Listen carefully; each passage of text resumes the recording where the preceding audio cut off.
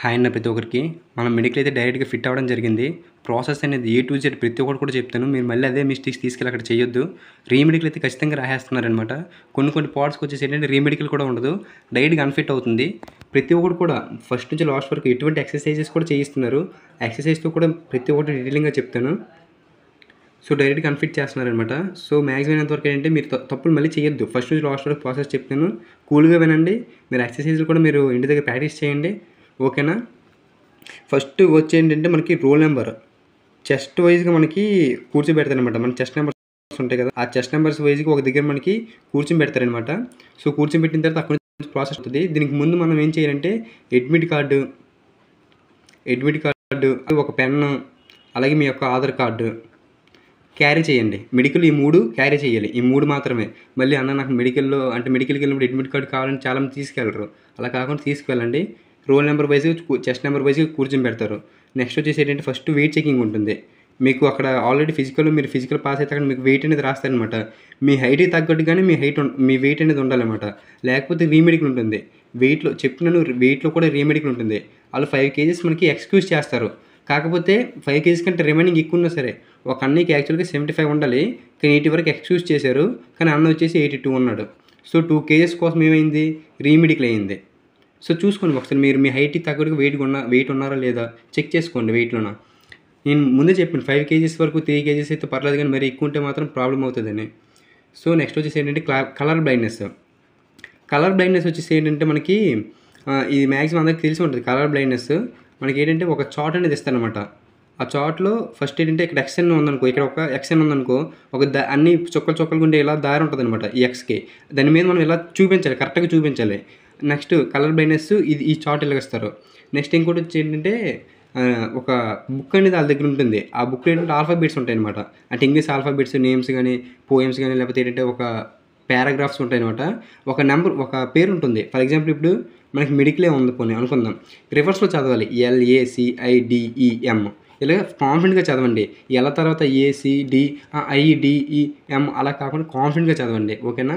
ఇది అయిన తర్వాత ఏంటంటే నెంబర్ సిరీస్ సేమ్ ఇలాగే కలర్ బ్లైండ్నెస్ కోసం నెంబర్స్ కనిపిస్తున్నాయి లేదా అంటే చిన్న చిన్నగా నెంబర్స్ ఉంటాయి అనమాట. ప్రతి ఒక్కటి కూడా కాన్ఫిడెంట్గా చెప్పండి.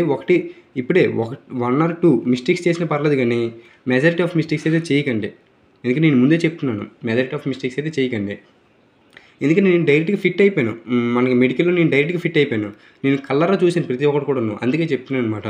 సో లాస్ట్ వరకు కూడా ప్రతి ఒక్కటి మీకు డీటెయిలింగ్తో చెప్పడం జరుగుతుంది. ఖచ్చితంగా సరే చూడండి, మీకు యూస్ఫుల్ అవుతుంది. ఎందుకంటే అక్కడ 25 years, 26 years, 24 years ఉన్న వాళ్ళు కూడా ఉన్నారు.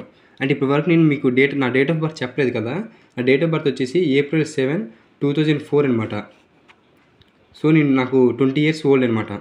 అక్కడ నేను 26 years ఓల్డ్ చూశాను, 25 years ఓల్డ్ చూశాను, 23, 22 ప్రతి ఒక్కరిని చూశాను. ఎవరి నర్వస్ ఎలా ఉందంటే ఈ 26 వాడికి ఒకటే భయం, నాకు ఇదే లాస్ట్ అటెంప్ట్ అవుతుందా 25 వాడికి ఇదే నాకు లాస్ట్ అటెంప్ట్, ఇది అవ్వకపోతే మళ్ళీ నెక్స్ట్ సారి నేను ఉన్నా. 22 వాడికి ఇప్పటికీ 2 attempts అయ్యాయి. అసలు ఇది అవుతుందా అవ్వదా, ప్రతి ఒక్కటి కూడా టెన్షన్ ఉంటుంది. టెన్షన్ అయితే ఫీల్ అవ్వద్దు ఖచ్చితంగా కూడాను, ఓకేనా. నెక్స్ట్ వచ్చేసి ఏంటంటే కలర్ బ్లైండ్నెస్ అయిపోయిన తర్వాత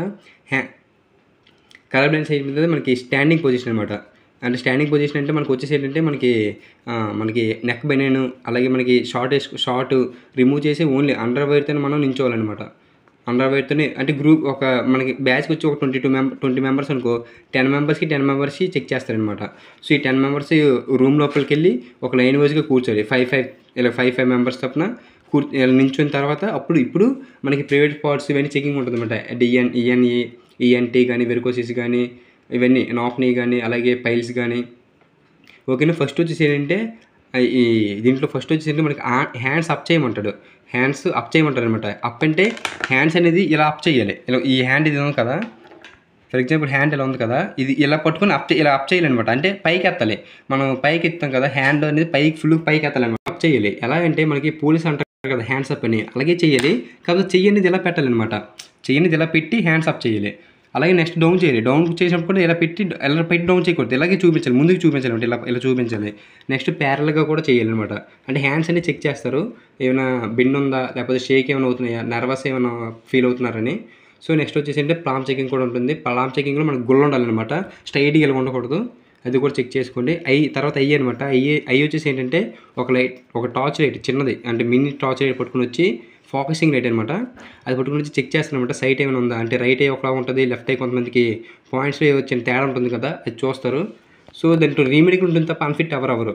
నేను ఇప్పటికీ చెప్తున్నాను, ఏదైనా సరే అన్ఫిట్ అవరు, రీమెడికల్ మాత్రం ఉంటుంది. అన్ఫిట్ ఎక్కడ అవుతారు కూడా నేను చెప్తాను అనమాట. మ్యాక్సిమం అన్ఫిట్ కూడా అయ్యే ఛాన్స్ అయితే ఉన్నాయి. అన్ఫిట్ కూడా అవుతున్నారు. అవి ఎక్కడ అవుతున్నారు ఏంటి డీటెయిలింగ్గా మళ్ళీ చెప్తాను. ఇక్కడ ఏంటంటే ఐ అనమాట. ఐ అయిన తర్వాత మనకి వచ్చేసి అంటే ఈఎన్టీలో వచ్చేసి నోస్ మనకి తెలుసు, ఇయర్. అలాగే ఇంకోటి వచ్చేసి ఏంటి మనకి టీత్. సో ఫస్ట్ నోస్ వచ్చేసి ఫస్ట్ ఇయర్ చూస్తున్నారు. ఇయర్ అనేది ఏంటంటే మనకి హోల్స్ ఉన్నాయా లేవా, హోల్స్ అనేవి ఉండకూడదు. హోల్స్ ఉంటే మాత్రం రీమెడికల్ ఉంటుంది ఖచ్చితంగా. ఒకసారి ఉండదు, వాళ్ళ దగ్గర ఒక చార్ట్ ఉంటుంది అనమాట. ఆ చార్ట్ టిక్ కొట్టుకుంటారు, వీడికి ఏ తప్పులు ఉన్నాయి ఏ రాంగ్ ఉన్నాయని. ఇక్కడ డిఎన్ఎస్ ఉంటుంది, ఇక్కడ టీత్ ఉంటుంది, ఇక్కడ ఈఎన్టీ అని ఒక దగ్గర ఉంటుంది. సో అలా అక్కడ రాసుకుంటారు అనమాట. సో ఇది టీత్ సరిగ్గా ఉన్నా లేదా, ఎత్తుపళ్ళు కానీ లేకపోతే బయటికి పుచ్చిపళ్ళు కానీ ఏమైనా సరే గ్యాప్ ఉన్నా, అలాగే ఏంటంటే నోస్ డిఎన్ఎస్ ప్రాబ్లం ఉన్నా సరే మ్యాక్సిమం చెక్ చేస్తారనమాట. ఈఎన్టీ ప్రాబ్లం తర్వాత ఇది అయిన తర్వాత ఏంటంటే ఈఎన్టీ అయిన తర్వాత మనకి జంపింగ్ చేయమంటారు. ఒక 2 minutes గ్యాప్ ఇచ్చి జంపింగ్, ఓపర్ జంప్ అంటారు. ఓపర్ జంపింగ్ చేయమంటారు. ఎందుకంటే వెరికో వెయిన్స్, అలాగే వెరికోసిస్, అలాగే ఇంకోటి ఏంటంటే నాక్ని ఉన్న ఇవి చెక్ చేస్తారనమాట. ఫ్లాట్ ఫుట్ ఇవి చెక్ చేస్తారనమాట. ఇప్పుడు మనకు జంపింగ్ చేయమంటారు. జంపింగ్ చేసి సిటప్స్ అంటారు కదా, మన రన్నర్స్కి సిటప్స్ ఏం కొత్త ఏం కాదు. మీరు ఏదో కొత్తగా ఏం చేయవసరం లేదు, సిటప్స్ చేయమంటారు. సిటప్స్ ఒక 15 ఇలా చేయమంటారు. అంటే నాక్ని ఉందా లేదా, ఫ్లాట్ ఫుట్ ఉందా లేదా, వెరికోసిస్ ఏమైనా వచ్చాయని. అలాగే ఏంటంటే ఒక 10 to 15 పుషప్స్ చేయమంటారు. పుషప్స్లో ఏ ప్రాబ్లం ఉండదు, ఫ్రీగానే ఉంటుంది.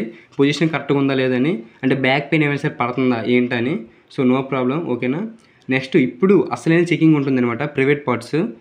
చాలామంది భయపడతారు, అన్న ఎలా చూస్తారు మనకి ఏమైనా ప్రైవేట్ పార్ట్స్ ఏమైనా ప్రాబ్లం అవుతుందా లేదని. నో ప్రాబ్లం, ప్రైవేట్ పార్ట్స్లో ఏంటంటే ఈజీగా ఉంటుంది.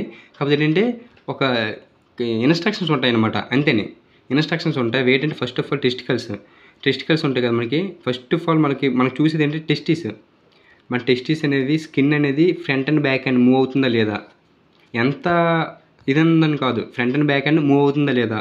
అలాగే ఏంటంటే టెస్టికల్స్ అనేవి 2 ఉన్నాయా 1 ఉన్నాయా, అందరికీ 2 ఉండాలి, కొంతమందికి 1 ఉంటుంది అనమాట. 1 అనేది బ్లెండర్లో ఉండిపోతుంది. సో రీమెడికల్ కాదు, అన్ఫిట్ అవుతారు డైరెక్ట్గా. సో అది కూడా చూసుకోండి. కొంతమందికి ఏంటంటే టెస్టికల్స్కి ఏమవుతుందంటే, టెస్టికల్స్ ఉంటాయి కదా, ఆ వెనకతలో ఎక్కువ ఇవి వచ్చేసి నరాల్లాగా పెట్టేస్తాయి అనమాట. నరాలు ఉబ్బిపోతుంటాయి, అలా ఉండేసరి అన్ఫిట్ చేస్తారు డైరెక్ట్గా. ఇది ప్రైవేట్ పార్ట్స్ అనమాట. 1-2 సార్లు చూసుకోండి, నేను 2 సార్లు మళ్ళీ చెప్పను, మ్యాక్సిమం అయినంతవరకు ఏమనుకోకండి. సో మళ్ళీ ఒకసారి రివైండ్ చేసుకోండి. సో ఇదే అనమాట. లాస్ట్కి వచ్చేసి ఏంటంటే లాంగ్ సైట్ అనమాట. లాంగ్ సైట్కి వచ్చేసి ఏంటంటే మనకి 6 meters డిస్టెన్స్ ఉంటుంది. మనకి ఇక్కడ ఒక చార్ట్ ఉంటుంది, మనకి ఇక్కడ నుంచో పెడతారు. మనకు కంఫర్టబుల్గానే ఉంటుంది. కంఫర్టబుల్గా లేకపోతే నాకు కంఫర్టబుల్గా లేదని చెప్పండి తప్ప, ఏదో వాళ్ళు పెట్టేశారు కదా ఐ మీద వాళ్ళకి ఇచ్చేస్తారు స్పీడ్గా కాకుండా, నీకు కంఫర్ట్ ఉంటేనే చెప్పు. నాకు కంఫర్ట్ లేదు సార్, ఒక 2 minutes గ్యాప్ ఇవ్వండి సార్, లేకపోతే నాకు కంఫర్ట్గా లేదు సార్, ఈ ఇయర్ మీద నాకు మరీ మూసేస్తున్నారు సార్, ఇలా చేస్తున్నారు సార్, చెప్పండి. చెప్తేనే కదా తెలుస్తుంది. లేకపోతే నువ్వు డైరెక్ట్గా అన్ఫిట్ అయిపోయావు కదా, ప్రాబ్లం. సో ఐ చెకింగ్ ఉంటుంది అన్నమాట. ఐ చెకింగ్లో ఏమేమి ఉంటుందంటే ఆల్ఫాబెటికల్ చెకింగ్ ఉంటుంది, అలాగే నెంబర్ సిరీస్ చెకింగ్ ఉంటుంది. అలాగే ఇప్పుడు నేను ఎక్కడ కన్ఫ్యూజన్ అయ్యానంటే, ఇది అయిపోయింది నేను ఎక్కడ కన్ఫ్యూజన్ అయ్యానంటే, ఈ అని ఒక లెటర్ ఉంటుంది. ఆ ఈ ఎలా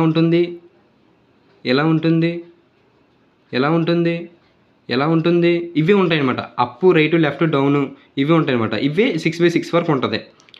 అంటే చిన్నగా ఉంటుంది అనమాట. లాస్ట్కి వచ్చేసరికి ఏంటంటే చిన్నగా ఉంటాయన్నమాట, అంతేనే, దానికి ఏం కాదు.